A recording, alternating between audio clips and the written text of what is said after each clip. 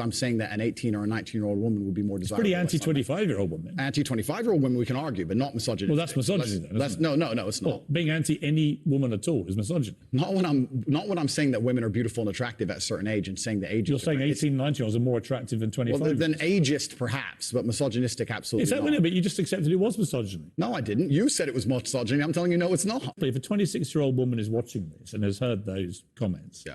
Would you just say to her, look, I'm sorry, I shouldn't have said that? No, I won't. I will say that I am sorry that offends you.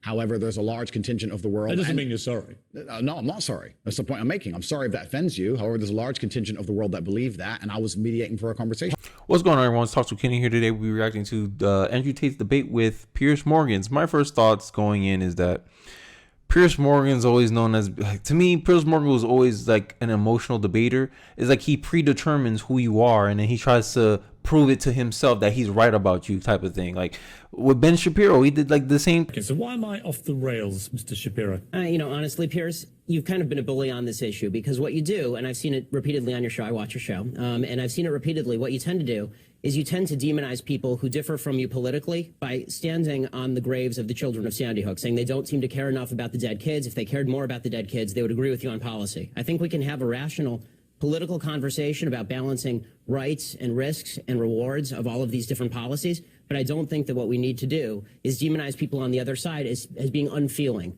about what happened in Sandy Hook. How dare you accuse me of standing on the graves of the children that died there? How dare you? I've seen you do it repeatedly, Piers. Like I say, how dare you? I mean, you can keep saying that, but you've done it repeatedly. But let's get into the video.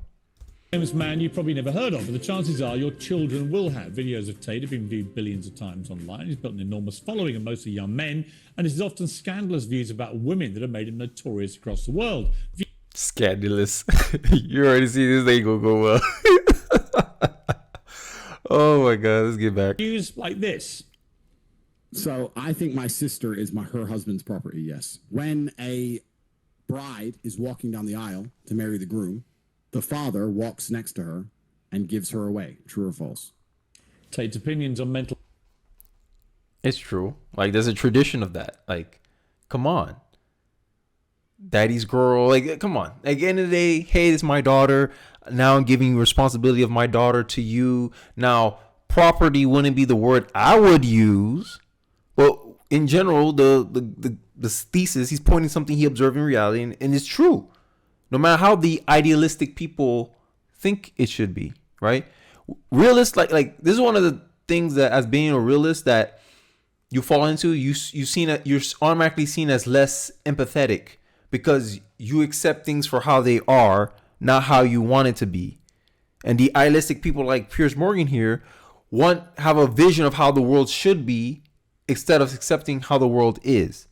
And if you point out how the world is, they'll call you names. Oh, you're evil, you're bad because I'm so morally righteous. I believe this is wrong and we should change, do something about it. And all Andrew Tate is saying is like, yo, this is how it's been. Now you may criticize him for his word use, his word choices, fine. But the whole general argument is correct. It's true. Let me know what you think in the comment section. Mental illness are equally controversial.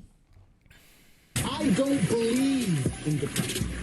Don't message me about depression because I don't believe in it. If you're asleep in your bed in the middle of the night and you hear a noise and you believe in ghosts, now you're afraid. But if you don't believe in ghosts, it's the wind and you go back to sleep. You give the ghosts power by believing in them. I'll give you my nuanced take on this. I always reference the imagination from Seneca, right? You suffer more from imagination than from reality, right? Now, I'm not sitting here and saying depression is not a real thing. But what I am saying is you give things more power over you by believing in it. Racism, I put in that same category too. I don't believe in racism, therefore racism has no power over me, right? I can recognize racism, right? I can identify racism, right? But I don't give that thing power over me. I know on a personal level, someone can be racist against me. I know that and I accept that. But that's their problem. That's how I frame it. It's not my problem. It's their problem. And if someone doesn't want to accept me because, I happen to have a different shade of melanin than them, that's their problem.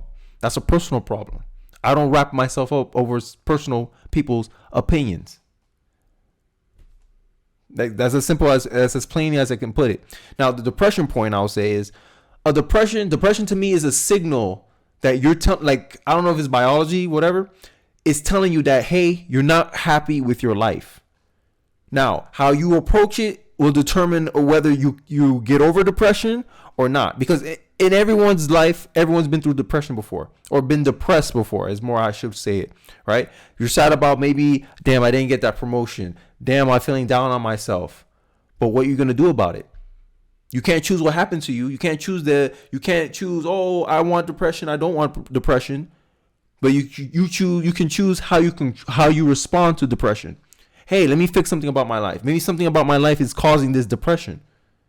That's trying to address the source of the problem. Like what the pharmaceuticals tell you. Here, take this drug. Be content in your life. Be comfortable in the depression. All right? And this is how it spirals into a more clinical, permanent pattern. Oh, I suffer from depression. There's something about your life you're not like liking. Consciously or unconsciously, you're unsatisfied with your life currently. The harder road is, hey, let me change my life. Let me take control of my life and fix it. That will cure depression too. Or you can do the popular way. Here, get some drugs, drug you up, and you're fine. And you become dependent on those drugs. I'm just saying, natural remedies, they existed for a reason. But let's continue. Well, this summer, every major social media platform banned Tate amid a global backlash and concerns about his influence on the young people who watch him. But copies of his videos are still shared millions of times every day. This show is called Uncensored. One of the challenges views directly. So he flew from Romania to sit here in this studio, and the full explosive interview airs later this week. Here's a bit of what's to come. Do you respect women? Absolutely. Why wouldn't I? Do you think that 18, 19-year-old women are more attractive than 25-year-old women? I think there's attractive people. That's a loaded question. I don't know. Well, it's not really, is it? I can't. You know why I'm asking you? Of course I do, but I can't sit here and for say. the benefit of viewers who don't know what... Bro. This is what I was talking about earlier. This is what I was alluding to earlier. And maybe I already showed the clip of the Ben Shapiro clip that made me remember Piers Morgan. Piers Morgan got an ego, bro. He already imagined who Andrew Tate is. And I'm trying to get him. Like, I'm trying to prove myself. I'm trying to prove I'm right about this guy. And that's how he keeps attacking. Like, he didn't even let the guy finish his thought. He's just interrupting everything. The guy can't even explain himself already. But let's continue. Let's go into it. I'm asking. You said this. In general, this is also one of the reasons men find youth attractive. You want to blow up the internet? I'll blow up the internet right effing now. The reason 18 and 19-year-olds are more attractive than 25-year-olds is because they've been through less dick. People say, oh, you can't say that, but yes, I can. A 19-year-old is more attractive than a 26-year-old woman, and I'll tell you why. Because that 26-year-old has talked to more guys, been to the club more times, been effed and dumped more times, more arguments, more mess, more for me to clean up. That is misogyny. Why? Because you are encouraging a mindset about 25-year-old women that makes them sound out to be infinitely less desirable than 18, 19-year-olds. Okay. So before he continues, that's a perception, right? If I have a perception about a certain group of people, that's not a fact. What Andrew was asserting was a fact. Hey, I'm asserting a fact here. I'm asserting that this happens in reality. And then he explained his reasons why he believed that it is a fact in reality. You may not agree with it, but that is the reality. Yo, yes, the younger you are, you've been through less trauma, less relationships, in his words, less D. So what did he say was wrong? Is that true or false? Who's going to have more bodies on them? A 25-year-old girl or a 19-year-old girl? And he's saying that that's why younger women are more attractive than older women. Now, you can debate that, sure, but that's not misogyny. That's like me saying, oh, women find older men more attractive than younger men. No one's going to call a woman a misandrist for saying that. They can just say, yeah, he's right, because older men are more established. They're a little bit more mature, right? Now he's saying literally, if you want to know if a position is consistent, all you have to do is reverse it. And if the person says, yeah, that's what I'm saying, then you can know, oh, he's just observing something in reality and he's just calling it out. Whether people like Piers Morgan where they just want you to have a certain vision of the world, and if you don't see the world the same way they do, you're evil. They'll get mad at you and say you call you names. They always. This is why I can't argue with idealistic people, because this man just called him a misogynist because he pointed out something in reality. He pointed out something that's a fact. Am I misogynist if I say, hey, men or women are different? Women are less stronger on average than men? If a woman and a man play sports, I got my money on the men 90% of the time? Am I a misogynist for observing that reality? That men are better at sports than women on average? Men have a physical advantage over women? Is that a misogyny? I'm pointing out a fact. Andrew's pointing out a fact. He asks you why, and you say, oh, it's because you're disparaging 25-year-old. You perceive that as disparaging. He was pointing out a fact. If I call somebody, hey, you're handicapped, you're missing a hand, am I being mean or am I telling the truth? You decide that in the comment section. And having effectively been having too much sex to be taken in a more respectful way. Well, firstly, even if that was the case, that wouldn't be misogyny. Well, what did you mean by what you said? That's not misogyny because it's not anti-women. I'm saying that an 18 or a 19-year-old woman would be more desirable. Pretty anti-25-year-old woman. Anti-25-year-old women we can argue, but not misogyny. Well, that's misogyny then. No, it's not. Well, being anti any woman at all is misogyny. So being anti-woman, so he's saying if you critique women at all, you're a misogynist. Let's go with my example. Let's flip it now. You critique any man, you're a misandrist. How that sound? That sound dumb, doesn't it? Yes, it does. That's a dumb argument. Like, imagine especially for the women, would you take for $1,000 the position that under no circumstances can you criticize a woman? Or are you willing to take that position? You lose. People are like, yeah, there's a lot of reasons you could critique a woman. She does something wrong. She breaks the law. She steals. She kills somebody. Oh, we're not allowed to criticize her because she's a woman. Piers Morgan's starting to sound like a misogynist. I'm just saying. Because this is one of the problems I have with people that project themselves as the defender of women. They treat women like children. They treat women like women aren't responsible for their own actions. Like women are perfect little angels. And then women also complain about this as well. That, the reason why women's sexuality is looked upon as like strange is because there's this perception in society that women are perfect little angels and we have to live up to that. So if you're against generalization, be against generalization, good or bad. If I came here and said all women in the world are beautiful, y'all better call that, hey, you shouldn't generalize. Because the minute you accept me giving you a positive generalization, if I give you a negative generalization, you can't really say anything. You can't. Because then I'm going to call, you didn't say nothing when I generalize here, but now you have a problem when I generalize here? You look inconsistent. And that don't help your argument at all. Let's get back into it. Not when I'm saying that women are beautiful and attractive at a certain age and saying the age. You're saying 18, 19-years are more attractive than 25. Well, than ageist perhaps, but misogynistic absolutely. Is that not. It? But you just accepted it was misogyny. No, I didn't. You said it was misogyny. You see how smug he is? He's like, yeah, you just said. No, you putting words in his mouth. You interpret what he said as misogyny. So no matter what he said, you wouldn't accept it. He just admitted to you, hey, you have an argument there. You can say he was ageist, but he didn't care about that because what he's trying to prove that Andrew Tate is a misogynist.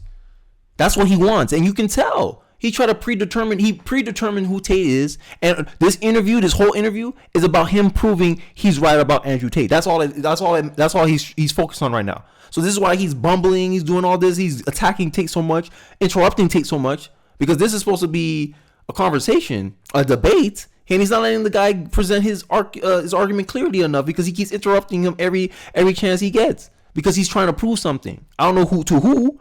I don't know if he's trying to prove to himself or to his audience or to somebody out there, some imaginary people that he's trying to appease. I don't know who he's trying to approve of. But this is one of the reasons why corporate media is dying. The future is podcasts. I don't care what anyone says. The future is YouTube, Rumble.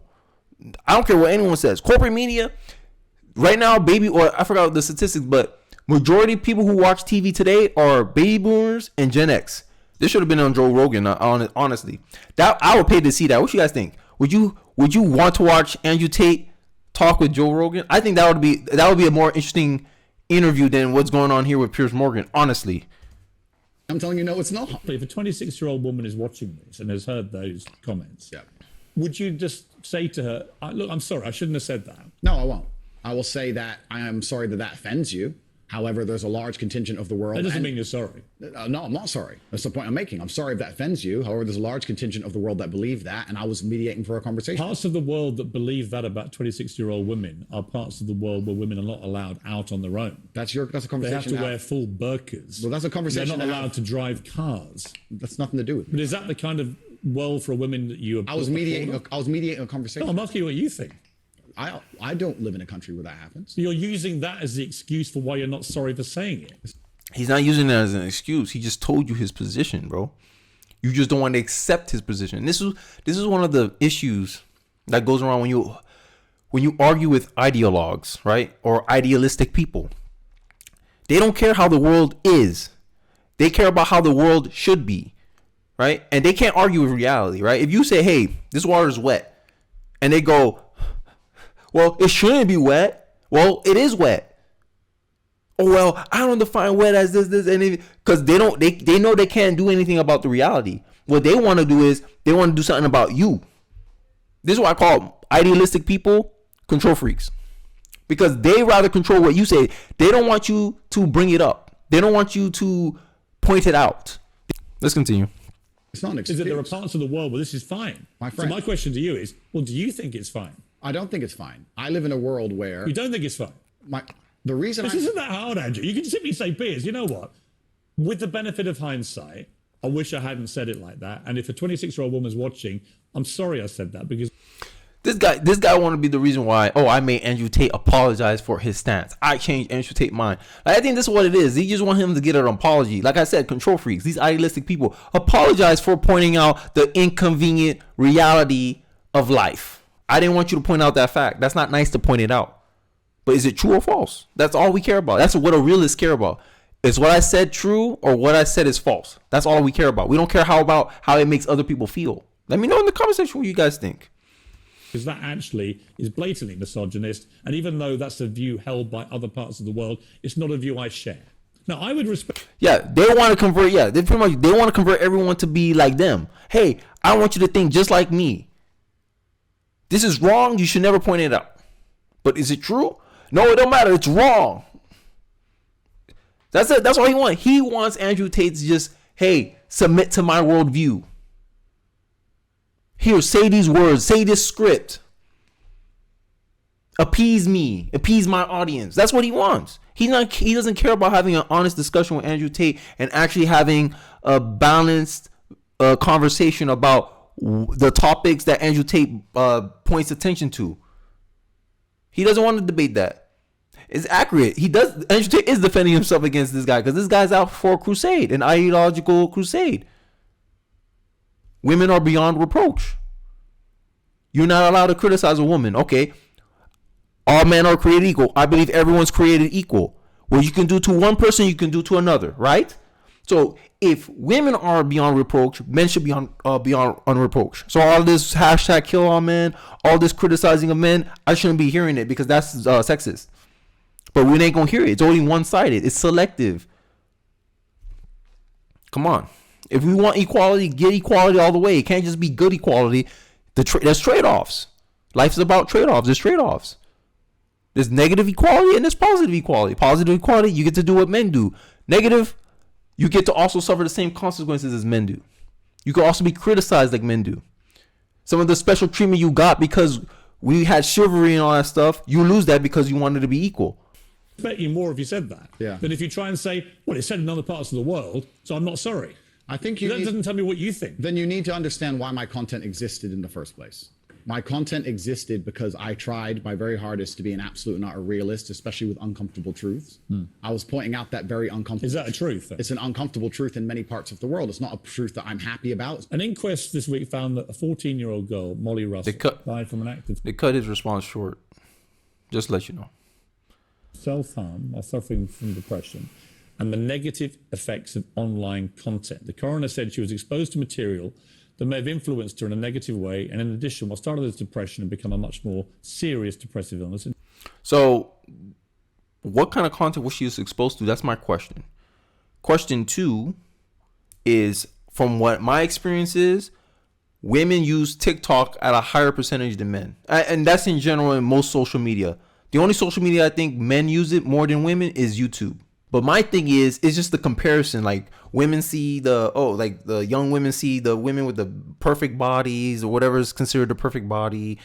Models that's on there parading themselves. They were like, oh, I don't have boobs like that. I don't have a body like that. And I put a picture. It only got 100 likes. This is why all these girls are here showing nudity. They're just showing themselves with as little clothes as possible because they're looking for validation on the internet. And when they don't get it, they end up taking their own life because they feel like they're not good enough. That's my theory on why she took her life. I don't think it's necessarily anything to do with what Andrew Tate says about women. Let's start with the Instagram models. Let's start with them first. How about we start censoring nudity on the social media platform so these little girls, these teenage girls, don't feel like they have to do the same thing to get the same level of validation. Just a thought. And she very sadly took her life. That's absolutely disgusting. Right. Her father. It's terrible. Her father's campaign for better protections against potentially dangerous social media algorithms, right? It says that the particularly graphic content she saw romanticized acts of self-harm, normalized her condition, and focused on a limited and irrational view without any counterbalance of normality. First of all, what is your response to that? Nothing to do with you. That's the first thing. Yeah, it is nothing to do with me. The fact that a 14-year-old girl took her life is truly sad. She was 14. The world we live in today is the world we live in. The fact that something like that happened is almost mind-blowing to me. That's truly sad. I actually feel sad inside to see something like that. What has come clear to me in the interview is that a lot of things you say you wouldn't say now that you've said before. But I'd say it differently, perhaps. Yeah, right. So to me, that's an acceptance, not just that you want to get back on platforms, because maybe that was one of the reasons you were no platform, but that you've recognized and understood the potential harm to the wrong kind of impressionable mind by some of the things you've said. Yeah, he's still trying to say, hey, Andrew, you can have the same effect that whatever content got this little girl to kill herself, your content could do the same for someone else, to someone else. As a parent, and this is what I'm about extreme ownership and responsibility here. As a parent, you are the guardrails to your child. You draw boundaries to your child. You're responsible defending your child. Don't let them go on social media. Now you want the world to change to make it safer for your kids when you should have been protecting your kids and showing them how to navigate in the world. Hey, honey, you don't have to look like that. Hey, honey, what are you doing on the social media so long? Hey, honey, I noticed that you seem down. I'm not saying it's the father's fault, but I'm saying that he had a part to play in this. Where was he? It just seems like nowadays is like parents in the modern era, all they want the world to raise their kid. They don't want to raise their kid. That's the sense I'm getting. So when something happened to the kid, it's the world's fault. It's not my fault. If anything happened to my son, God forbid, I'll be like, it was my fault. I should have done something. I should have prevented this. I should have known about this. I should have educated myself more on the effects of social media on kids. I should have restricted her access to the information. I should have asked her about, hey, what you look at on social media all day, right? To have that conversation with my kid. I would have looked at how I could have done to prevent the situation. I wouldn't have been looking at all these social media. You guys should have done something about this dangerous algorithm, and because of that, my daughter killed herself. It's your fault. Nah, I would accept my part of the responsibility too. That I did not better coach my kids through how to navigate social media. Because I believe that's the parent's role. Show your kids how to navigate through the world. Teach your kid about the world, whether it be social media or in real life. You teach them. Oh, this is how you do taxes. Oh, this is how you pay bills. This is how you do internet. Oh, this is how you invest your money. That's the parent's job. I don't know. I just have a different take. Because I really believe what I'm talking about. Like, extreme ownership. How did you play a part in having your daughter kill herself? Because it sounded like to me you just like hands-off parenting or something. I don't know what it was. It sounded like he played a passive role in his daughter's life. I don't know. No one saw the signs? Nobody? I'm just saying. Would that be fair? I think that's 80% fair. I recognize and understand that with massive fame, you have to be more careful about being misconstrued. Like I said earlier, 1% of people misunderstanding you doesn't matter with a small audience. It matters with a very large audience. With power comes responsibility. I still believe the things I say. I do not want to be a negative force for the world. I also understand that I am a man who's lived a very difficult, nuanced life, and I am capable of making nuanced points that may be misunderstood by teenagers. However, that can be said about anybody and everything. Every opinion online can be misunderstood by children. Trying to protect children from the internet is a very interesting subject in and of itself, because I would argue that 80% of the content on the internet can be negative or detrimental to a young mind that doesn't understand the world. I agree. Social media is dangerous. This is why I'm keeping my kid away from it as long as I can. My kid's not going to be these kids 7 years old on Instagram. Hell no, not my kid. Sorry. Nah, Colin, you ain't getting on there. Nah. Because it's craziness. Like, that's like what Andrew Tate said at the end was true. 80% of the like, have you been on Instagram before? Look, go on the explore page and just scroll. Parents, go to your kid, give your kids phone, say, hey, I want to see your explore page. Just explore and just dabble in some of the stuff that is exposed to your kid on a day-to-day basis. Now, what's harder to do? Getting Instagram to change how they do things, or telling your kid how to navigate and think about these things that they're exposed to? Hey, right? Be proactive, not reactive. That's my policy. Be proactive, not reactive. Because you want to be proactive and get ahead of this stuff, not reactive after your kid watch 300 TikToks about transgender stuff, and then he comes to you and say he's a girl now. Your son comes to you and say he's a girl now and he wants to transition. Now you're reacting to it. That's when you want to know. Be proactive. Say, hey, look, there's these people who have a different view of reality than we do. We have the view that there's only two genders. Some people think otherwise. And then ask questions, have a conversation, debate it out with your kid. Your kid has a more accurate view of how the world is. And he won't easily fall into none of this mind virus stuff, as Elon Musk will say, that's on the internet. But let me guys know what you think in the comment section below. Don't forget to like, comment, and subscribe. And I'll see you guys on the next one. Peace.